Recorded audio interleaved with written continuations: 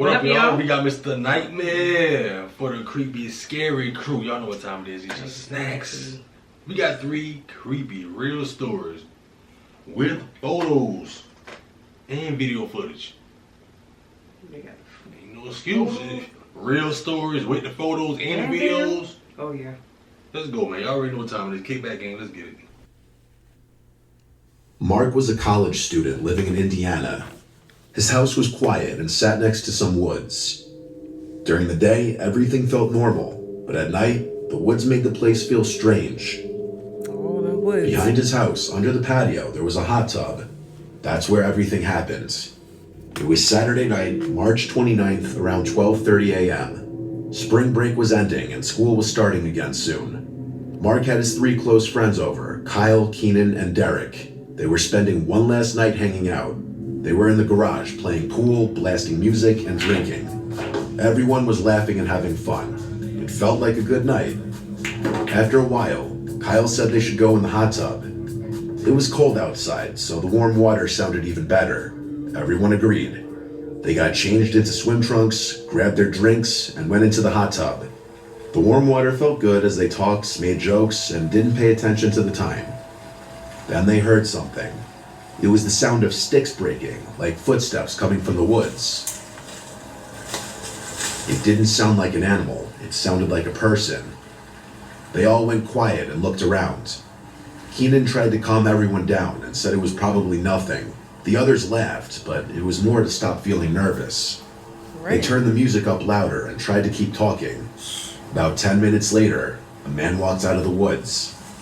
He stepped into the light from the patio. He was wearing a long black coat, white sweatpants, and a gaming headset. His eyes were wide, and his face didn't show any feeling. Everyone jumped. They yelled at him and asked who he was and what he was doing.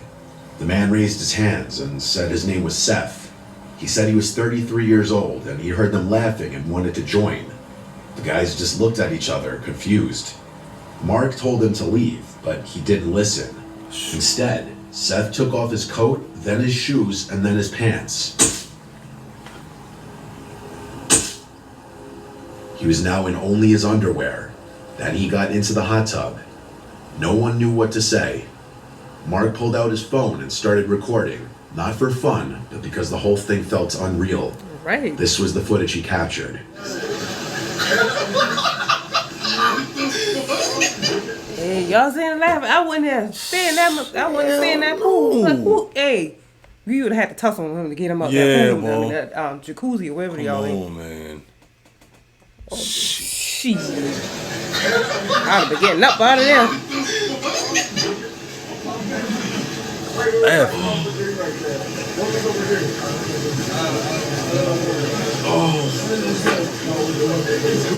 They started asking Seth questions, like where he came from and if he knew anyone there. He just kept saying he heard them laughing and wanted to hang out. Then he said something really disturbing. What? He said he had molested a child. Oh, yeah. That changed everything, obviously.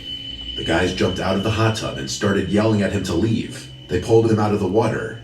Seth didn't try to stop them. He just stood there, dripping wet and staring. Then he slowly walked back into the woods without saying anything. The group ran inside and locked all the doors. Some of them laughed nervously, trying to shake it off, but Mark and Kyle didn't feel okay. They felt like it wasn't over.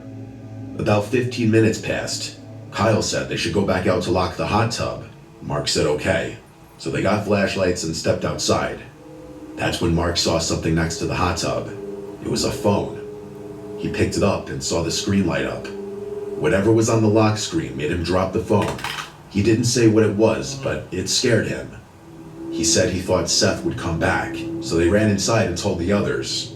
Everyone tried to stay calm. Then they heard a tapping sound on the window. Mark already knew who it was. He opened the curtain, and wouldn't you know it, Seth was standing right there. His face was pale, his eyes were wide open, and he had a creepy smile. He didn't say anything, he didn't move, he just stared. Mark yelled for Kyle. Kyle ran in and called the police. Mark grabbed a bat and went to the front door. He yelled for Seth to leave and take his phone. Seth didn't answer. No, keep Instead, the phone. he slowly walked around the side of the house. Mark followed a little bit and looked through the patio window. Seth was standing there again, staring inside. Mark told him the cops were coming and that he needed to leave, but Seth didn't move. He just slowly raised his hand and waved once. Then he turned and walked back into the woods. The police arrived a few minutes later. The guys told them everything. The officers searched the woods and found Seth standing alone, just looking toward the house. They arrested him for trespassing, and everyone thought it was over. But Mark didn't feel that way. A few days later, he saw a post on Snapchat from a girl who lived nearby. It was a video. It showed another man, not Seth, trying to break into her house late at night. That's what bothered Mark the most. It meant Seth might not be the only one out there. There could be more. They could be connected, and they might not be done. Oh, heck no. Whoa. Oh, heck no, boy. Not connection. What if they have some type of cahoots together and planning some weird Kind of sick crazy stuff? type, boy. Seth would have had to get his behind beat. Especially if had he to had, get outta here. especially he had no weapon on him too. And all us men, like if I've been with the men and stuff like that, we had to Get beat him out of here. A few years ago, Damn. 3 high school friends named Beck, Matthew, and Tyler decided to explore a sewer tunnel in their neighborhood. It was winter and very cold outside. The tunnel was at the edge of their neighborhood, under a small creek next to some office buildings. These buildings were empty and dark at night. The boys had seen the tunnel before, but never went inside of it. It always looked creepy, and they joked about it, but deep down they were curious. That night, they finally decided to go in. They brought sleds with them, thinking it would help if someone asked what they were doing. They knew they weren't allowed to be there, but they wanted to do something exciting. Just as they pulled into the parking lot, a police car showed up. A police officer got out and asked what they were doing there. Someone had apparently seen them on the security camera. Tyler quickly said that they were just going sledding. The officer looked at them for a moment, then told them to leave. So they left, but only for a little while. After driving around for about 30 minutes, they came back. This time, they parked farther away, behind a building where no one could see them. They walked down a hill behind the buildings. They could see their breath in the cold, crisp air. They stood in front of the tunnel, noting how big, round, and completely dark inside it was. They turned on their flashlights and walked in. Turn off your light, everybody. Okay. Bro, look at that. Dude, this is... Oh, look at the date, dude. Oh, 6/19/19. 19. Oh, my God. Dude, how did we even find this? Oh my gosh. Hell no, I wouldn't. I ain't Inside going the to tunnel, the ground was dry.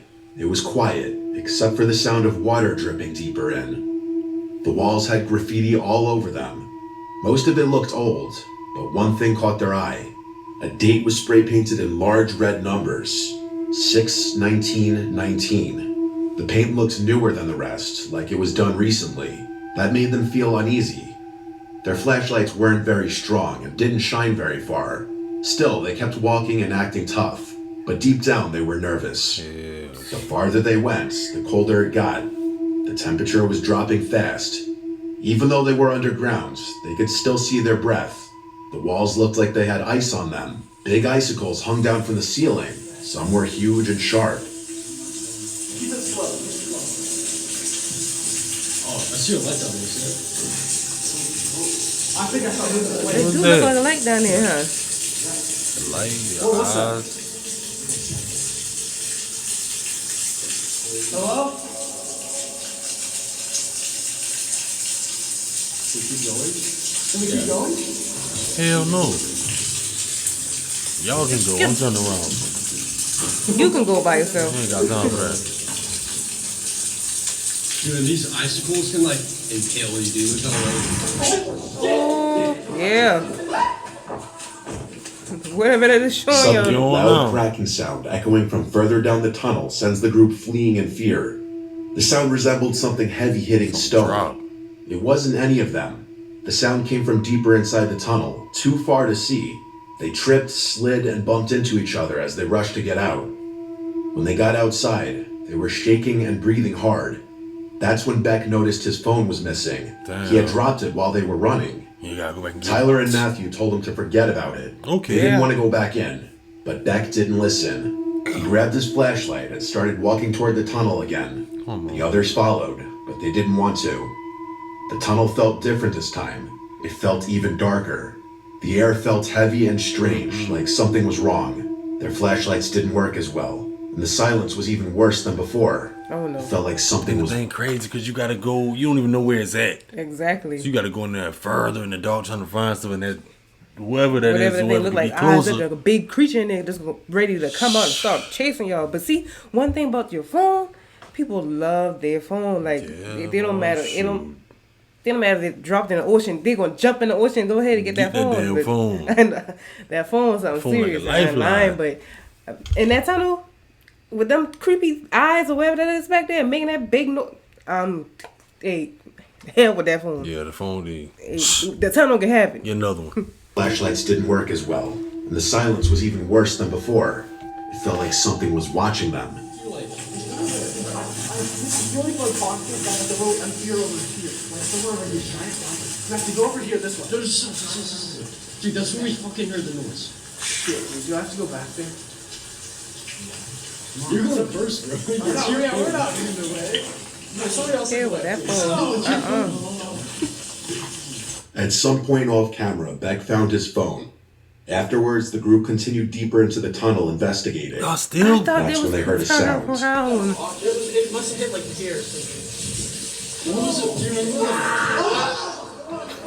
There probably somebody in there want to get A them out loud of there. scream Probably came from so. deeper in the tunnel.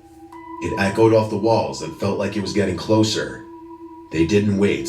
They turned and ran as fast as they could. This time, no one talked, no one looked back. They just ran. Yeah. They got to the car, Okay. jumped in, and drove away without stopping. Okay. The car ride back was mostly silent. The three friends thought it was over when they all got home. Ain't over? They were ready to move on with their lives. What? But late that night, Beck's doorbell rang twice. Boy, there ain't no foul on them. Boy. Oh, This was at Lord. some off hour in the night. When Beck's dad went to answer the door, nobody was there. This, of course, begs the question, were the boys followed home that night? Or was it simply a very unfortunately timed ding-dong ditch? That remains a mystery. Right. The night left more questions than answers for the three friends. But they all heard the noises, and of course got it on video. Perhaps it was something they weren't meant to stumble upon. Boy, I don't know about that one. That was crazy.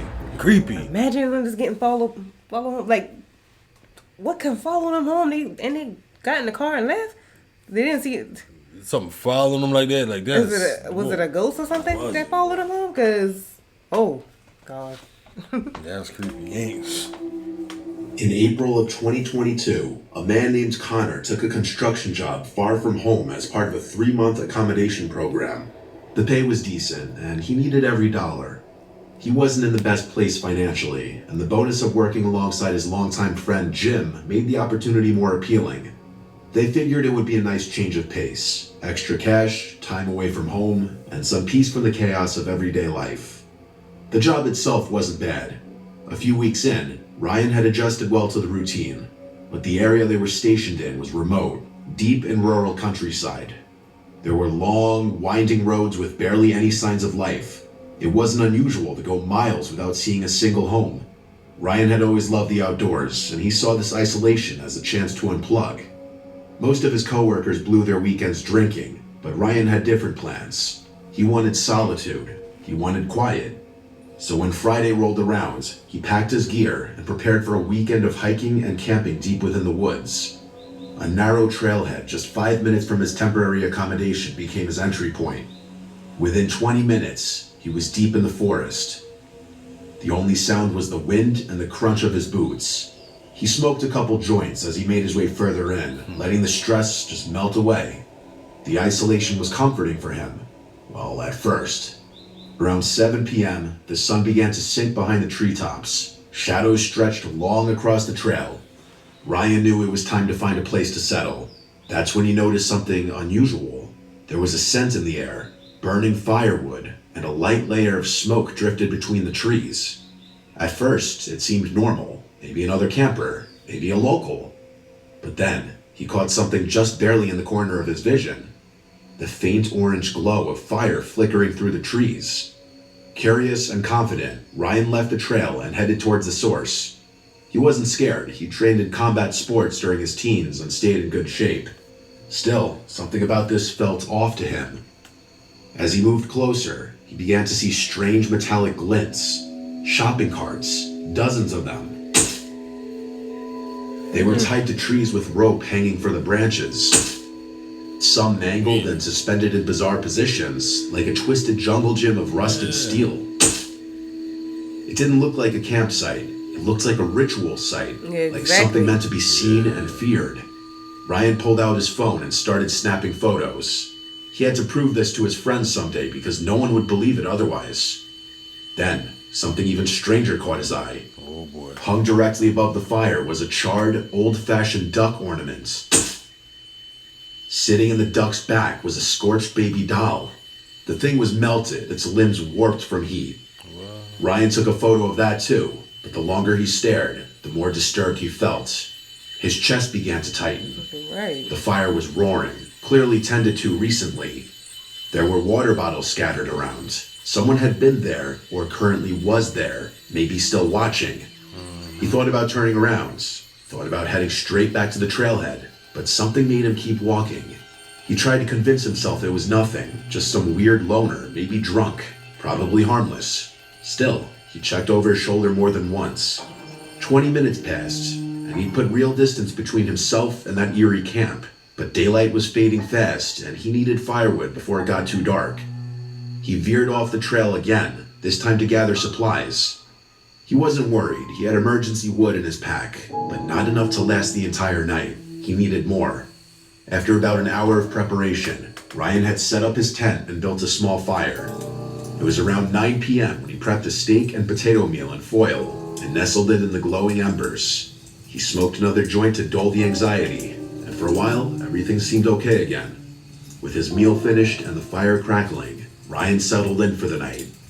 He turned on a pre-downloaded playlist of true crime podcasts, listening to cold case files as the forest around him darkened. That man ain't brave. Hell yeah. That man brave, because I wouldn't even listen to those damn true crime cases and those stuff in those dark forest. You different. Boy, he different. He different for real. Type. Podcasts, listening to cold case files as the forest around him darkened. There was no signal out there, no distractions, just firelight and static-filled voices recounting unsolved murders. At some point, he drifted off to sleep, but it didn't last. Sleep. He woke up suddenly. The air inside his tent felt colder. The fire outside had dimmed. He checked his phone. 4 a.m. He didn't know what had woken him up until he heard it. Whistling. Oh, no. A slow, eerie tune carried through the trees surrounding his camp. He froze. His body wouldn't move. That whistle It was like something inside him had shut down. F you up. He lay motionless, listening as the sound crept closer. Then the whistling stopped. What followed was worse. Soft footsteps. Fast, light, and quiet, circling his tent. He couldn't see them, but he could hear them crunching twigs and shifting leaves. His heart pounded in his throat. Then, without thinking, his body finally snapped into motion. He jumped up, threw on his boots, and burst out of the tent. What made it worse, what twisted the fear into something primal, was that the footsteps had come from the direction he had entered the trail. The way back to safety was now blocked. He had no choice but to run deeper into the forest. He sprinted as fast as he could, crashing through brush and low branches. But behind him, he could hear more footsteps, multiple, and they weren't in sync. The sounds overlapped, too fast and scattered to just be one person. There were two of them, maybe more. For 5 straight minutes, he ran until his lungs burned and his legs begged for rest. He found a dense cluster of trees and dove into the underbrush, burying himself in leaves and tangled roots. He didn't move. He barely breathed. The footsteps faded, distant now, but he didn't dare come out. He waited, still and silent in the dark. Eventually, he knew he had to move. He crawled through the forest with branches cutting into his arms and legs. Every step was slow and careful. When the trees finally began to thin, he broke into one final sprint. He recognized the trailhead, the way out, and he ran without stopping. No one followed him after that. The forest was quiet, but the damage was done. He got back to his accommodation and immediately reported the incident to the police. They took his statement and promised to investigate, but he never heard anything back. To this day, Ryan believes the people who chased him were the same ones who built that bizarre shrine of carts and dolls. What they were doing out there and what they wanted, he doesn't know. But it was more than just a creepy encounter. Get on. To him, it felt ritualistic, cult-like. He finished his contract and returned home, but the memory never left him. He still remembers the sound of footsteps, the whistling, and the feeling of helplessness. If there's anything to learn from this story, it would be to trust your instincts. If you find something that doesn't feel right, you should leave. Ryan almost didn't, and he knows he might not have lived to tell the story if he had stayed. Oh. This video was me experimenting with a slightly different style. Hey, that last one was kind of giving me like wrong turn vibes. Yeah.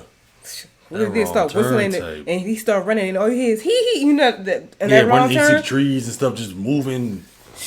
And they start damn, you hear them yelling, screaming. Loud, crazy, y'all ever seen wrong turn before? Yeah. Let us know in the conversation because that almost kind of give me what that is too, and they get to be like ritualistic or some type of cult or something like that. Yeah, with the buggies tied up and what's some sick psycho. And the other thing when them boys was in that cave. Oh yeah. And that I think somebody probably was in there and they didn't want them to come in there.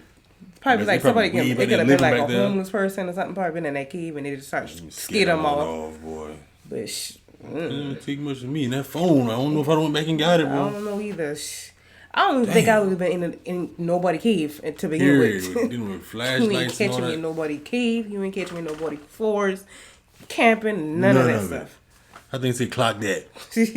Shoot. Hey, man, that was Mr. Nightmare, y'all. 3 creepy real stories with photos and video footage. How y'all feel about them? How y'all feel?